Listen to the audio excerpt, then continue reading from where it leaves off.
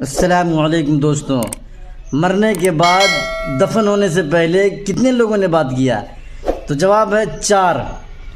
ایک ہے زکریا علیہ السلام کے بیٹے یحییٰ علیہ السلام، مرنے کے بعد دفن ہونے سے پہلے انہوں نے بات کیا ہے۔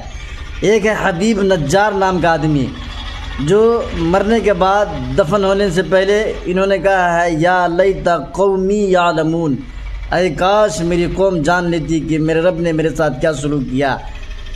ایک حضرت جعفر طیار رضی اللہ عنہ ہے، انہوں نے شہید ہونے کے بعد دفن ہونے سے پہلے بات کیا ہے اور کہا ہے لا تحسبن الذین قتلوا فی سبیل اللہ امواتا، جو اللہ کے راستے میں قتل کر دیے گئے، شہید ہو گئے، ان کو مردہ نہ سمجھنا، خیال بھی نہیں کرنا کہ مر گئے۔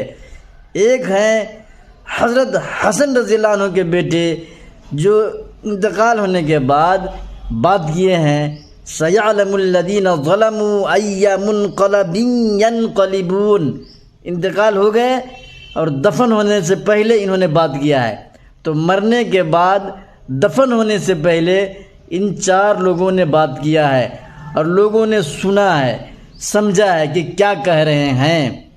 اگر آپ دین اسلام سے پیار کرتے ہیں، دینی بات جاننا چاہتے ہیں تو ویڈیو کو لائک کریں، اور انڈیا سے پیار کرتے ہیں تو چینل کو سبسکرائب کر لیجئے گا پلیز۔